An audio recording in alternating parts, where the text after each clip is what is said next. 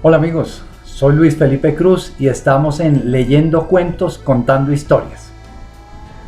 Hoy vamos a leer el cuento El rastro de tu sangre en la nieve, de Gabriel García Márquez, cuento que fue originalmente escrito en 1976 y publicado en Los 12 Cuentos Peregrinos en 1992. Espero que les guste, se suscriban, le den me gusta y activen la campana de notificaciones. El rastro de tu sangre en la nieve, Gabriel García Márquez. Al anochecer, cuando llegaron a la frontera, Nena Daconte se dio cuenta de que el dedo con el anillo de bodas le seguía sangrando. El guardia civil, con una manta de lana cruda sobre el tricornio de charol, examinó los pasaportes a la luz de una linterna de carburo, haciendo un gran esfuerzo para que no lo derribara la presión del viento que soplaba de los Pirineos. Aunque eran dos pasaportes diplomáticos en regla, el guardia levantó la linterna para comprobar que los retratos se parecían a las caras.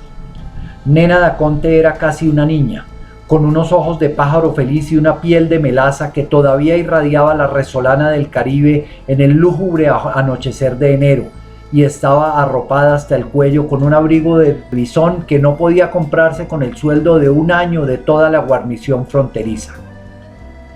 Billy Sánchez de Ávila, su marido, que conducía el coche, era un año menor que ella y casi tan bello, y llevaba una chaqueta de cuadros escoceses y una gorra de pelotero.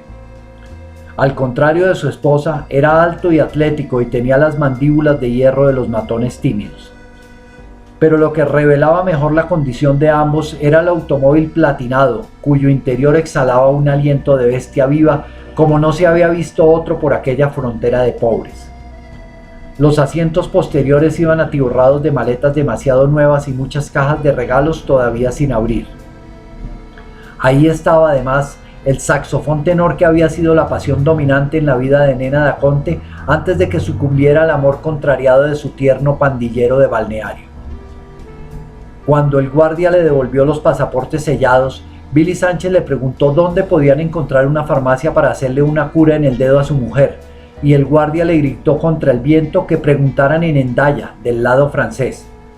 Pero los guardias de Hendaya estaban sentados a la mesa en mangas de camisa, jugando barajas mientras comían pan mojado en tazones de vino dentro de una garita de cristal cálida y bien alumbrada, y les bastó con ver el tamaño y la clase del coche para indicarles por señas que se internaran en Francia.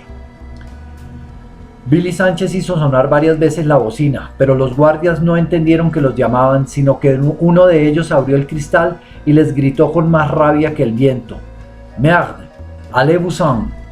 Entonces Nena Daconte salió del automóvil envuelta en el abrigo hasta las orejas y le preguntó al guardia en un francés perfecto dónde había una farmacia. El guardia contestó por costumbre con la boca llena de pan que eso no era asunto suyo, y menos con semejante borrasca, y cerró la ventanilla.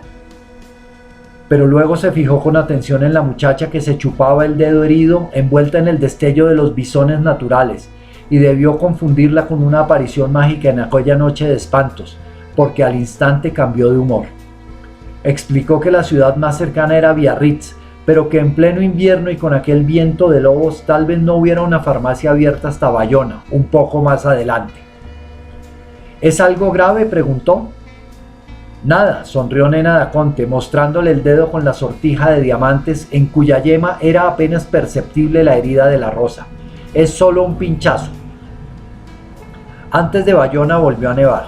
No eran más de las 7, pero encontraron las calles desiertas y las casas cerradas por la furia de la borrasca, y al cabo de muchas vueltas sin encontrar una farmacia decidieron seguir adelante.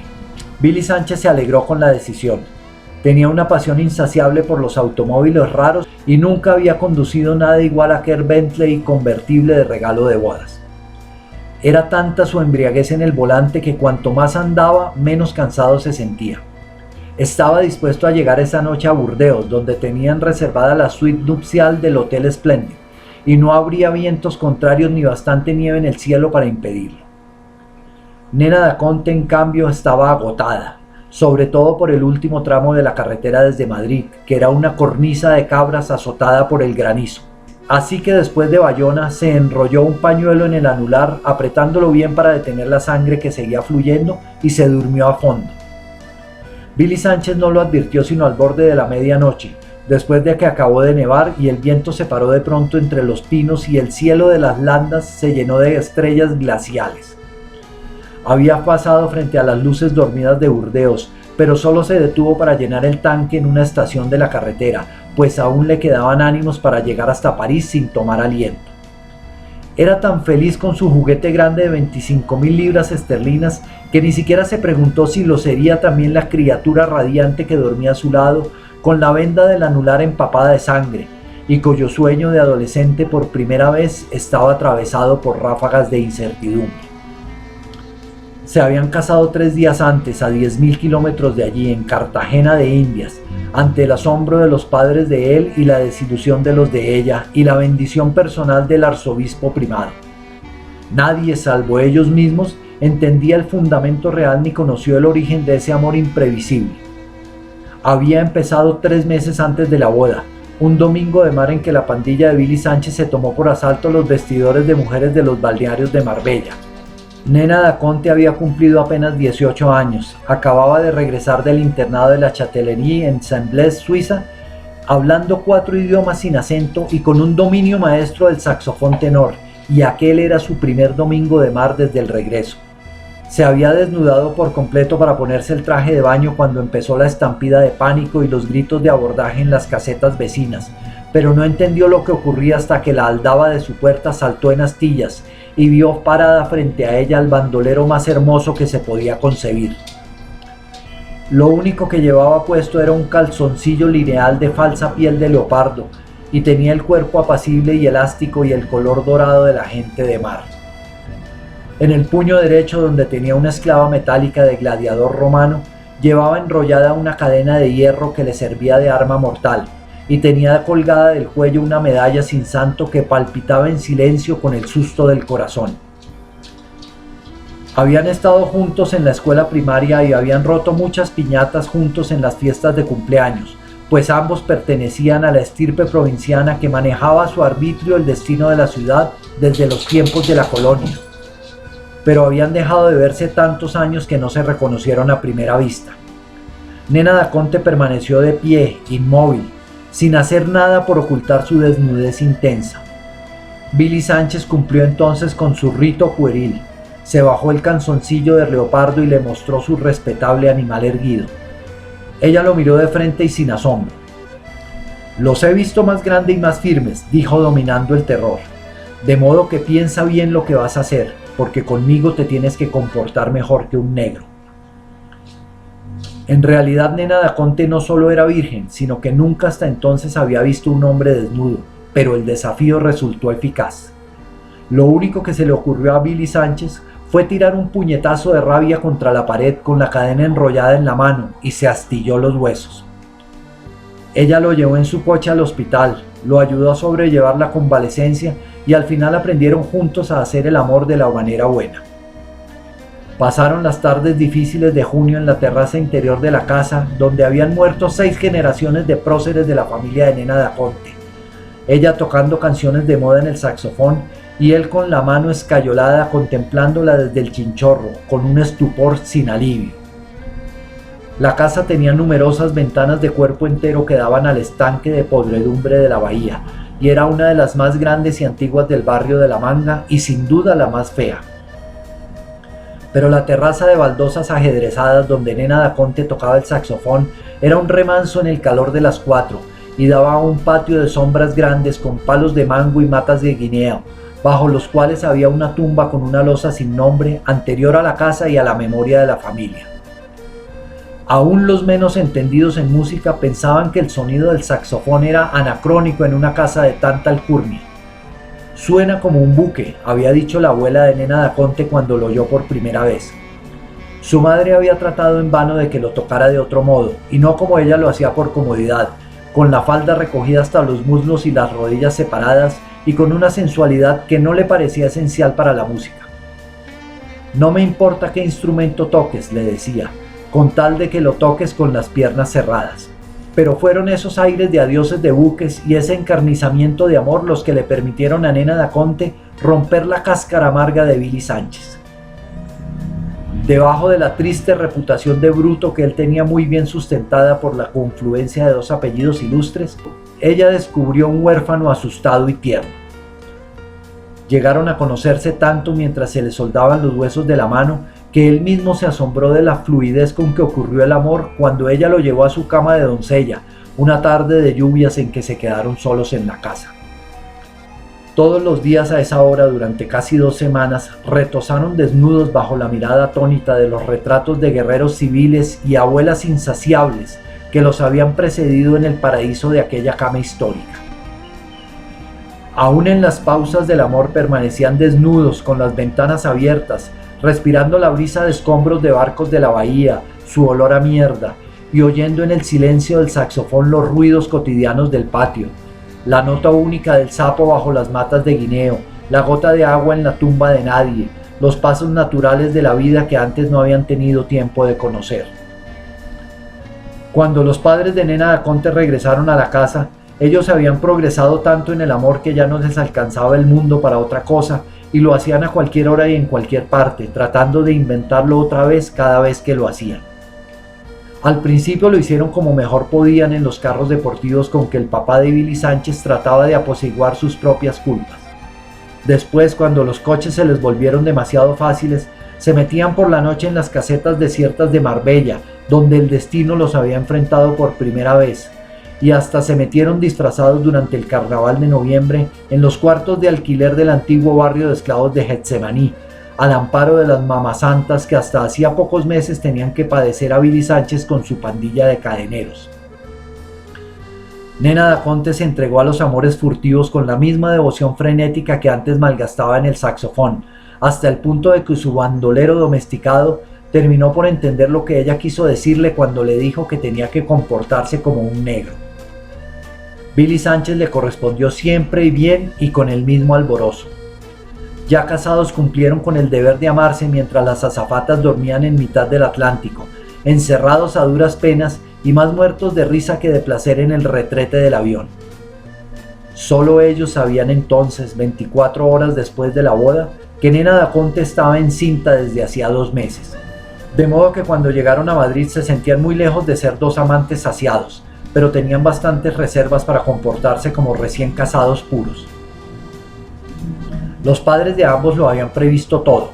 Antes del desembarco, un funcionario de protocolo subió a la cabina de primera clase para llevarle a Nena da Conte el abrigo de visón blanco con franjas de un negro luminoso que era el regalo de bodas de sus padres. A Billy Sánchez le llevó una chaqueta de cordero que era la novedad de aquel invierno y las llaves sin marca de un coche de sorpresa que le esperaba en el aeropuerto. La misión diplomática de su país lo recibió en el salón oficial. El embajador y su esposa no solo eran amigos desde siempre de la familia de ambos, sino que él era el médico que había asistido al nacimiento de Nena da Conte y la esperó con un ramo de rosas tan radiantes y frescas que hasta las gotas de rocío parecían artificiales. Ella los saludó a ambos con besos de burla, incómoda con su condición un poco prematura de recién casada, y luego recibió las rosas. Al cogerlas se pinchó el dedo con una espina del tallo, pero sorteó el percance con un recurso encantador. Lo hice adrede, dijo, para que se fijaran en mi anillo. En efecto, la misión diplomática en pleno admiró el esplendor del anillo, que debía costar una fortuna, no tanto por la clase de los diamantes como por su antigüedad bien conservada. Pero nadie advirtió que el dedo empezaba a sangrar. La atención de todos derivó después hacia el coche nuevo. El embajador había tenido el buen humor de llevarlo al aeropuerto y de hacerlo envolver en papel celofán con un enorme lazo dorado. Billy Sánchez no apreció su ingenio. Estaba tan ansioso por conocer el coche que desgarró la envoltura de un tirón y se quedó sin aliento. Era el Bentley convertible de ese año con tapicería de cuero legítimo. El cielo parecía un manto de ceniza, el Guadarrama mandaba un viento cortante y helado y no se estaba bien a la intemperie, pero Billy Sánchez no tenía todavía la noción del frío. Mantuvo la misión diplomática en el estacionamiento sin techo, inconsciente de que se estaban congelando por cortesía, hasta que terminó de reconocer el coche en sus detalles más recónditos. Luego el embajador se sentó a su lado para guiarlo hasta la residencia oficial, donde estaba previsto un almuerzo. En el trayecto le fue indicando los lugares más conocidos de la ciudad, pero él solo parecía atento a la magia del coche. Era la primera vez que salía de su tierra. Había pasado por todos los colegios privados y públicos, repitiendo siempre el mismo curso, hasta que se quedó flotando en un limbo de desamor. La primera visión de una ciudad distinta de la suya, los bloques de casas cenicientas con las luces encendidas a pleno día, los árboles pelados, el mar distante, todo le iba aumentando un sentimiento de desamparo que se esforzaba por mantener al margen del corazón. Sin embargo, poco después cayó sin darse cuenta en la primera trampa del olvido. Se había precipitado una tormenta instantánea y silenciosa, la primera de la estación, y cuando salieron de la casa del embajador después del almuerzo para emprender el viaje hacia Francia, encontraron la ciudad cubierta de una nieve radiante. Billy Sánchez se olvidó entonces del coche y en presencia de todos, dando gritos de júbilo y echándose puñados de polvo de nieve en la cabeza, se revolcó en mitad de la calle con el abrigo puesto. Nena Daconte se dio cuenta por primera vez de que el dedo estaba sangrando cuando salieron de Madrid en una tarde que se había vuelto diáfana después de la tormenta. Se sorprendió porque había acompañado con el saxofón a la esposa del embajador, a quien le gustaba cantar arias de ópera en italiano después de los almuerzos oficiales, y apenas sí notó la molestia en anular. Después, mientras le iba indicando a su marido las rutas más cortas hacia la frontera, se chupaba el dedo de un modo inconsciente cada vez que le sangraba, y solo cuando llegaron a los Pirineos se le ocurrió buscar una farmacia. Luego sucumbió a los sueños atrasados de los últimos días, y cuando despertó de pronto con la impresión de pesadilla de que el coche andaba por el agua, no se acordó más durante un largo rato del pañuelo amarrado en el dedo. Vio en el reloj luminoso del tablero que eran más de las 3, hizo sus cálculos mentales y solo entonces comprendió que habían seguido de largo por Burdeos y también por Angulema y Poitiers, y estaban pasando por el dique del Loira inundado por la creciente. El fulgor de la luna se filtraba a través de la neblina y las siluetas de los castillos entre los pinos parecían de cuentos de hadas. Nena Daconte, que conocía la región de memoria, calculó que estaban ya a unas 3 horas de París y Billy Sánchez continuaba impávido en el volante. «Eres un salvaje», le dijo. «Llevas más de 11 horas manejando sin comer nada». Estaba todavía sostenido en vilo por la embriaguez del coche nuevo. A pesar de que en el avión había dormido poco y mal, se sentía despabilado y con fuerzas de sobra para llegar a París al amanecer. «Todavía me dura el almuerzo de la embajada», dijo. Y agregó sin ninguna lógica: «Al fin y al cabo en Cartagena están apenas saliendo del cine, deben ser como las 10». Con todo, Nena Daconte temía que él se durmiera conduciendo. Abrió una caja de entre tantos regalos que les habían hecho en Madrid y trató de meterle en la boca un pedazo de naranja azucarada, pero él la esquivó. «Los machos no comen dulces», dijo. Poco antes de Orleans se desvaneció la bruma y una luna muy grande iluminó las cementeras nevadas, pero el tráfico se hizo más difícil por la confluencia de los enormes camiones de legumbres y cisternas de vinos que se dirigían a París. Nena Daconte hubiera querido ayudar a su marido en el volante, pero ni siquiera se atrevió a insinuarlo, porque él le había advertido desde la primera vez en que salieron juntos que no hay humillación más grande para un hombre que dejarse conducir por su mujer. Se sentía lúcida después de casi 5 horas de buen sueño y estaba además contenta de no haber parado en un hotel de la provincia de Francia, que conocía desde muy niña en numerosos viajes con sus padres. «No hay paisajes más bellos en el mundo», decía, «pero uno puede morirse de sed sin encontrar a nadie que le dé gratis un vaso de agua». Tan convencida estaba que a última hora había metido un jabón y un rollo de papel higiénico en el maletín de mano, porque en los hoteles de Francia nunca había jabón, y el papel de los retretes eran los periódicos de la semana anterior cortados en cuadritos y colgados de un gancho. Lo único que lamentaba en aquel momento era haber desperdiciado una noche entera sin amor. La réplica de su marido fue inmediata. «Ahora mismo estaba pensando que debe ser del carajo tirar en la nieve», dijo. «Aquí mismo, si quieres». Nena Daconte lo pensó en serio. Al borde de la carretera la nieve bajo la luna tenía un aspecto mullido y cálido, pero a medida que se acercaban a los suburbios de París, el tráfico era más intenso y había núcleos de fábricas iluminadas y numerosos obreros en bicicleta.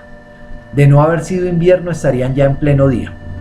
«Ya será mejor esperar hasta París», dijo Nena Daconte. bien calienticos y en una cama con sábanas limpias, como la gente casada.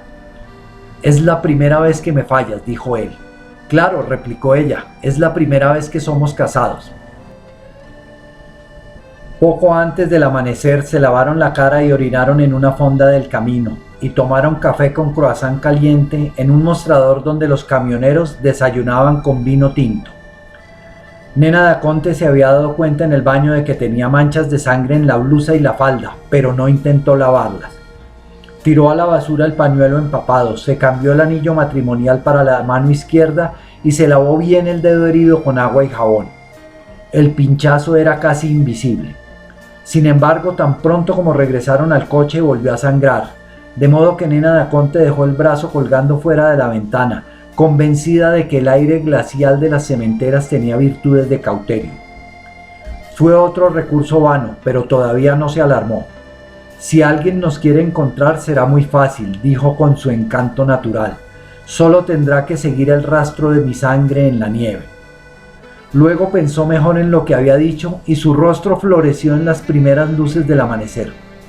Imagínate, dijo, un rastro de sangre en la nieve desde Madrid hasta París. ¿No te parece bello para una canción? No tuvo tiempo de volver a pensar. En los suburbios de París el dedo era un manantial incontenible y ella sintió de veras que se le estaba yendo el alma por la herida. Había tratado de cegar el flujo con el rollo de papel higiénico que llevaba en el maletín, pero más tardaba en vendarse el dedo que en arrojar por la ventana las tiras de papel ensangrentado.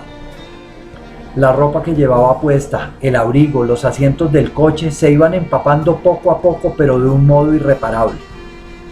Billy Sánchez se asustó en serio e insistió en buscar una farmacia, pero ella sabía entonces que aquello no era asunto de boticarios. Estamos casi en la puerta de Orleans, dijo. Sigue de frente por la avenida del General Leclerc, que es la más ancha y con muchos árboles, y después yo te voy diciendo lo que haces. Fue el trayecto más arduo de todo el viaje. La avenida del General Leclerc era un nudo infernal de automóviles pequeños y motocicletas, embotellados en ambos sentidos, y de los camiones enormes que trataban de llegar a los mercados centrales. Billy Sánchez se puso tan nervioso con el estruendo inútil de las bocinas que se insultó a gritos en lengua de cadeneros con varios conductores y hasta trató de bajarse del coche para pelearse con uno, pero Nena Daconte logró convencerlo de que los franceses eran la gente más grosera del mundo, pero no se golpeaban nunca. Fue una prueba más de su buen juicio, porque en aquel momento Nena Daconte estaba haciendo esfuerzos para no perder la conciencia. Solo para salir de la glorieta de León de Belfort necesitaron más de una hora. Los cafés y almacenes estaban iluminados como si fuera la medianoche, pues era un martes típico de los eneros de París, encapotados y sucios, y con una llovizna tenaz que no alcanzaba a concretarse en nieve. Pero la avenida d'Enfer-Rochereau estaba más despejada, y al cabo de unas pocas cuadras, Nena Daconte le indicó a su marido que doblara a la derecha, y estacionaron frente a la entrada de emergencia de un hospital enorme y sombrío. Necesitó ayuda para salir del coche, pero no perdió la serenidad ni la lucidez. Mientras llegaba el médico de turno, acostada en la camilla rodante, contestó a la enfermera el cuestionario de rutina sobre su identidad y sus antecedentes de salud. Billy Sánchez le llevó el bolso y le apretó la mano izquierda donde entonces llevaba el anillo de bodas y la sintió lánguida y fría, y sus labios habían perdido el color. Permaneció a su lado con la mano en la suya hasta que llegó el médico de turno y le hizo un examen rápido al anular herido. Era un hombre muy joven, con la piel del color del cobre antiguo y la cabeza pelada. Nena Daconte no le prestó atención, sino que dirigió a su marido una sonrisa lívida. «No te asustes», le dijo con su humor invencible. «Lo único que puede suceder es que este caníbal me corte la mano para comérsela». El médico concluyó su examen y entonces los sorprendió con un castellano muy correcto, aunque con un raro acento asiático. «No, muchachos», dijo, «este caníbal prefiere morirse de hambre antes que cortar una mano tan bella». Ellos se ofuscaron, pero el médico los tranquilizó con un gesto amable. Luego ordenó que se llevaran la camilla y Billy Sánchez quiso seguir con ella, cogido de la mano de su mujer. El médico lo detuvo por el brazo. «Usted no», le dijo, «va para cuidados intensivos». Nena Daconte le volvió a sonreír al esposo y le siguió diciendo adiós con la mano hasta que la camilla se perdió en el fondo del corredor. El médico se retrasó estudiando los datos que la enfermera había escrito en una tablilla. Billy Sánchez lo llamó. «Doctor», le dijo, «ella está encinta». «¿Cuánto tiempo?» «2 meses». El médico no le dio la importancia que Billy Sánchez esperaba. «Hizo bien en decírmelo», dijo, y se fue detrás de la camilla. Billy Sánchez se quedó parado en la sala lúgubre, olorosa a sudores de enfermos. Se quedó sin saber qué hacer mirando el corredor vacío por donde se habían llevado a Nena Daconte, y luego se sentó en el escaño de madera donde había otras personas esperando. No supo cuánto tiempo estuvo ahí, pero cuando decidió salir del hospital era otra vez de noche y continuaba la llovizna, y él seguía sin saber ni siquiera qué hacer consigo mismo, abrumado por el peso del mundo. Nena Daconte ingresó a las 9:30 del martes 7 de enero, según lo pude comprobar años después en los archivos del hospital. Aquella primera noche Billy Sánchez durmió en el coche estacionado frente a la puerta de urgencias, y muy temprano al día siguiente se comió 6 huevos cocidos y 2 tazas de café con leche en la cafetería que encontró más cerca, pues no había hecho una comida completa desde Madrid. Después volvió a la sala de urgencias para ver a Nena Daconte, pero le hicieron entender que debía dirigirse a la entrada principal. Allí consiguieron por fin un asturiano del servicio que lo ayudó a entenderse con el portero, y este comprobó que, en efecto, Nena Daconte estaba registrada en el hospital, pero que solo se permitían visitas los martes de 9 a 4, es decir, 6 días después. Trató de ver al médico que hablaba castellano, a quien describió como un negro con la cabeza pelada, pero nadie le dio razón con 2 detalles tan simples. Tranquilizado con las noticias de que Nena Daconte estaba en el registro, volvió al lugar donde había dejado el coche y un agente del tránsito lo obligó a estacionar 2 cuadras más adelante, en una calle muy estrecha y del lado de los números impares. En la acera de enfrente había un edificio restaurado con un letrero: Hotel Nicole. Tenía una sola estrella y una sala de recibo muy pequeña donde había nada más que un sofá y un viejo piano vertical, pero el propietario de voz aflautada podía entenderse con los clientes en cualquier idioma, a condición de que tuvieran con qué pagar. Billy Sánchez se instaló con 11 maletas y 9 cajas de regalos en el único cuarto libre, que era una mansarda triangular en el 9º piso, a donde se llegaba sin aliento por una escalera en espiral que olía a espuma de coliflores hervidas. Las paredes estaban forradas de colgaduras tristes y por la única ventana no cabía nada más que la claridad turbia del patio interior. Había una cama para 2, un ropero grande, una silla simple, un bidé portátil y un aguamanil con su platón y su jarra, de modo que la única manera de estar dentro del cuarto era acostado en la cama. Todo era peor que viejo, desventurado, pero también muy limpio y con un rastro saludable de medicina reciente. A Billy Sánchez no le habría alcanzado la vida para descifrar los enigmas de ese mundo fundado en el talento de la cicatería. Nunca entendió el misterio de la luz de la escalera que se apagaba antes de que él llegara a su piso, ni descubrió la manera de volver a encenderla. Necesitó media mañana para aprender que en el rellano de cada piso había un cuartico con un excusado de cadena, y ya había decidido usarlo en las tinieblas cuando descubrió por casualidad que la luz se encendía al pasar el cerrojo por dentro, para que nadie la dejara encendida por olvido. La ducha, que estaba en el extremo del corredor y que él se empeñaba en usar 2 veces al día como en su tierra, se pagaba aparte y de contado, y el agua caliente controlada desde la administración se acababa a los 3 minutos. Sin embargo, Billy Sánchez tuvo bastante claridad de juicio para comprender que aquel orden tan distinto del suyo era de todos modos mejor que la intemperie de enero, y se sentía además tan ofuscado y solo que no podía entender cómo pudo vivir alguna vez sin el amparo de Nena Daconte. Tan pronto como subió al cuarto la mañana del miércoles, se tiró boca abajo en la cama con el abrigo puesto, pensando en la criatura de prodigio que continuaba desangrándose en la acera de enfrente, y muy pronto sucumbía en un sueño tan natural que cuando despertó eran las 5 en el reloj, pero no pudo deducir si eran las 5 de la tarde o del amanecer, ni de qué día de la semana, ni en qué ciudad de vidrios azotados por el viento y la lluvia. Esperó despierto en la cama, siempre pensando en Nena Daconte, hasta comprobar que en realidad amanecía. Entonces fue a desayunar a la misma cafetería del día anterior y allí supo que era jueves. Las luces del hospital estaban encendidas y había dejado de llover, de modo que permaneció recostado en el tronco de un castaño frente a la entrada principal, por donde entraban y salían médicos y enfermeras de batas blancas, con la esperanza de encontrar al médico asiático que había recibido a Nena Daconte. No lo vio, ni tampoco lo vio esa tarde después del almuerzo, cuando tuvo que desistir de la espera porque se estaba congelando. A las 7 se tomó otro café con leche y se comió 2 huevos duros que él mismo cogió del aparador después de 48 horas de estar comiendo la misma cosa en el mismo lugar.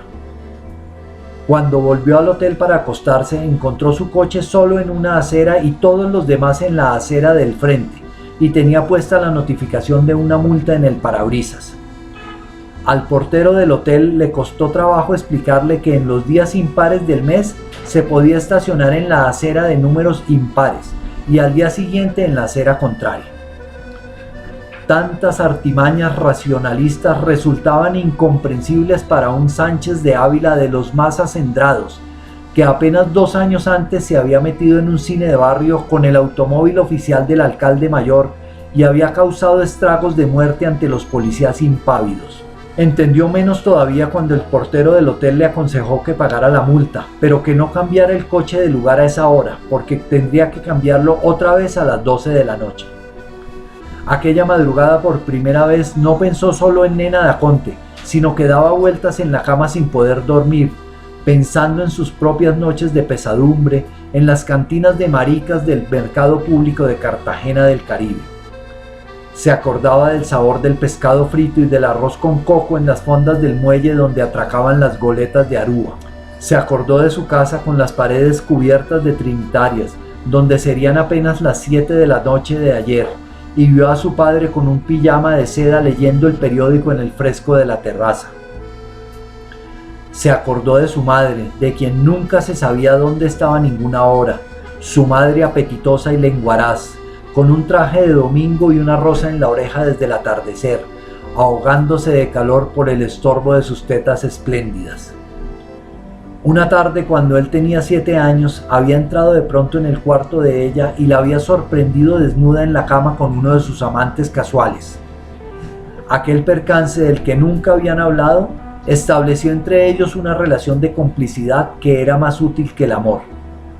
Sin embargo, él no fue consciente de eso, ni de tantas cosas terribles de su soledad de hijo único, hasta esa noche en que se encontró dando vueltas en la cama de una mansarda triste de París, sin nadie a quien contarle su infortunio y con una rabia feroz contra sí mismo porque no podía soportar las ganas de llorar. Fue un insomnio provechoso. El viernes se levantó estropeado por la mala noche, pero decidido a definir su vida. Se decidió por fin a violar la cerradura de su maleta para cambiarse de ropa, pues las llaves de todas las maletas estaban en el bolso de Nena Daconte, con la mayor parte del dinero y la libreta de teléfonos, donde tal vez hubiera encontrado el número de algún conocido de París. En la cafetería de siempre se dio cuenta de que había aprendido a saludar en francés y a pedir sándwiches de jamón y café con leche. También sabía que nunca le sería posible ordenar mantequilla ni huevos en ninguna forma, porque nunca los aprendería a decir. Pero la mantequilla la servían siempre con el pan y los huevos duros estaban a la vista en el aparador y se cogían sin pedirlos. Además, al cabo de 3 días, el personal de servicio se había familiarizado con él y le ayudaba a explicarse. De modo que el viernes al almuerzo, mientras trataba de poner la cabeza en su puesto, ordenó un filete de ternera con papas fritas y una botella de vino. Entonces se sintió tan bien que pidió otra botella, la bebió hasta la mitad y atravesó la calle con la resolución firme de meterse en el hospital por la fuerza. No sabía dónde encontrar a Nena Daconte, pero en su mente estaba fija la imagen providencial del médico asiático y estaba seguro de encontrarlo. No entró por la puerta principal, sino por la de urgencias, que le había parecido menos vigilada, pero no alcanzó a llegar más allá del corredor donde Nena da Conte le había dicho adiós con la mano. Un guardián con la bata salpicada de sangre le preguntó algo al pasar y él no le prestó atención. El guardián lo siguió, repitiendo siempre la misma pregunta en francés, y por último lo agarró del brazo con tanta fuerza que lo detuvo en seco. Billy Sánchez trató de sacudírselo con un recurso de cadenero. Entonces el guardián se cagó en su madre en francés, le torció el brazo en la espalda con una llave maestra y sin dejar de cagarse 1000 veces en su puta madre, lo llevó casi en vilo hasta la puerta, rabiando de dolor, y lo tiró como un bulto de papas en mitad de la calle. Aquella tarde, adolorido por el escarmiento, Billy Sánchez empezó a ser adulto. Decidió, como lo hubiera hecho Nena da Conte, acudir a su embajador. El portero del hotel, que a pesar de su catadura huraña era muy servicial y además muy paciente con los idiomas, encontró el número y la dirección de la embajada en el directorio telefónico y se los anotó en una tarjeta. Contestó una mujer muy amable, en cuya voz pausada y sin brillo reconoció Billy Sánchez de inmediato la dicción de los Andes. Empezó por anunciarse con su nombre completo, seguro de impresionar a la mujer con sus 2 apellidos, pero la voz no se alteró en el teléfono. La oyó explicar de memoria la lección de que el señor embajador no estaba por el momento en su oficina y no le esperaban hasta el día siguiente, pero de todos modos no podía recibirlo sino con cita previa y solo para un caso especial. Billy Sánchez comprendió entonces que tampoco por ese camino llegaría hasta Nena da Conte, y agradeció la información con la misma amabilidad con que se la habían dado. Luego tomó un taxi y se fue a la embajada. Estaba en el número 22 de la calle del Elíseo, dentro de uno de los sectores más apacibles de París, pero lo único que le impresionó a Billy Sánchez, según él mismo me lo contó en Cartagena de Indias muchos años después, fue que el sol estaba tan claro como en el Caribe por primera vez desde su llegada, y que la Torre Eiffel sobresalía por encima de la ciudad en un cielo radiante. El funcionario que lo recibió en lugar del embajador parecía apenas restablecido de una enfermedad mortal, no solo por el vestido de paño negro, el cuello opresivo y la corbata de luto, sino también por el sigilo de sus ademanes y la mansedumbre de la voz. Entendió la ansiedad de Billy Sánchez, pero le recordó sin perder la dulzura que estaban en un país civilizado, cuyas normas estrictas se fundaban en los criterios más antiguos y sabios, al contrario de las Américas bárbaras, donde bastaba con sobornar al portero para entrar en los hospitales. No, mi querido amigo, le dijo, no había más remedio que someterse al imperio de la razón y esperar hasta el martes. Al fin y al cabo ya no faltan sino 4 días, concluyó. Mientras tanto, vaya al Louvre, vale la pena. Al salir, Billy Sánchez se encontró sin saber qué hacer en la Plaza de la Concordia. Vio la Torre Eiffel por encima de los tejados y le pareció tan cercana que trató de llegar hasta ella caminando por los muelles.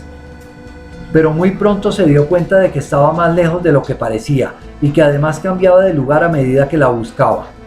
Así que se puso a pensar en Nena da Conte sentado en un banco de la orilla del Sena. Vio pasar los remolcadores por debajo de los puentes y no le parecieron barcos, sino casas errantes de techos colorados y ventanas con tiestos de flores en el alféizar y alambres con ropa puesta a secar en los planchones. Contempló durante un largo rato a un pescador inmóvil, con la caña inmóvil y el hilo inmóvil en la corriente, y se cansó de esperar a que algo se moviera, hasta que empezó a oscurecer y decidió tomar un taxi para regresar al hotel. Solo entonces cayó en la cuenta de que ignoraba el nombre y la dirección, y de que no tenía la menor idea del sector de París donde estaba el hospital. Ofuscado por el pánico, entró en el primer café que encontró, pidió un coñac y trató de poner sus pensamientos en orden. Mientras pensaba, se vio repetido muchas veces y desde ángulos distintos en los espejos numerosos de las paredes, y se encontró asustado y solitario, y por primera vez desde su nacimiento pensó en la realidad de la muerte. Pero con la segunda copa se sintió mejor y tuvo la idea providencial de volver a la embajada. Buscó la tarjeta en el bolsillo para recordar el nombre de la calle y descubrió que en el dorso estaban impresos el nombre y la dirección del hotel. Quedó tan mal impresionado por aquella experiencia que durante el fin de semana no volvió a salir del cuarto sino para comer y para cambiar el coche a la acera correspondiente. Durante 3 días cayó sin pausa la misma llovizna sucia de la mañana en que llegaron. Billy Sánchez, que nunca había leído un libro completo, hubiera querido tener uno para no aburrirse tirado en la cama, pero los únicos que encontró en las maletas de su esposa eran en idiomas distintos del castellano. Así que siguió esperando el martes, contemplando los pavos reales repetidos en el papel de las paredes y sin dejar de pensar un solo instante en Nena da Conte. El lunes puso un poco de orden en el cuarto, pensando en lo que diría ella si lo encontraba en ese estado, y solo entonces descubrió que el abrigo de bisón estaba manchado de sangre seca. Pasó la tarde lavándolo con el jabón de olor que encontró en el maletín de mano, hasta que logró dejarlo otra vez como lo habían subido al avión en Madrid. El martes amaneció turbio y helado, pero sin la llovizna, y Billy Sánchez se levantó desde las 6 y esperó en la puerta del hospital junto con una muchedumbre de parientes de enfermos cargados de paquetes de regalos y ramos de flores. Entró con el tropel, llevando en el brazo el abrigo de bisón, sin preguntar nada y sin ninguna idea de dónde podía estar Nena da Conte, pero sostenido por la certidumbre de que había de encontrar al médico asiático. Pasó por un patio interior muy grande con flores y pájaros silvestres, a cuyos lados estaban los pabellones de los enfermos, las mujeres a la derecha y los hombres a la izquierda. Siguiendo a los visitantes, entró en el pabellón de muebles. Vio una larga hilera de enfermas sentadas en las camas con el camisón de trapo del hospital, iluminadas por las luces grandes de las ventanas, y hasta pensó que todo aquello era más alegre de lo que se podía imaginar desde afuera.